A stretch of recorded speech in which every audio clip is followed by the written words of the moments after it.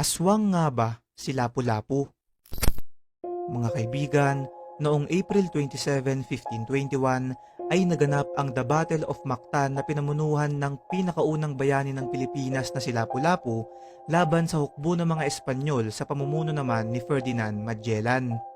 Ayon sa iba't ibang libro patungkol dito, ay inabot ng halos 2 oras yung sagupaan kung saan lumalamang ang grupo ni Magellan dahil malayong mas matitibay ang kanilang mga pangdigmaang kasuotan at mas matatalim ang kanilang mga espada.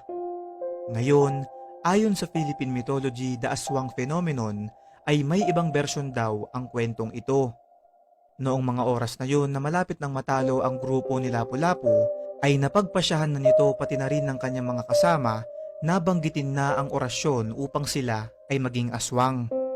Nagtaka at natakot ang grupo ni Magellan sa kanilang nakita dahil bigla na lang naging mas malakas at mabilis ang kampo ni Lapu-Lapu na dahilan upang maipanalo nila ang labanang to at mapatay si Ferdinand Magellan.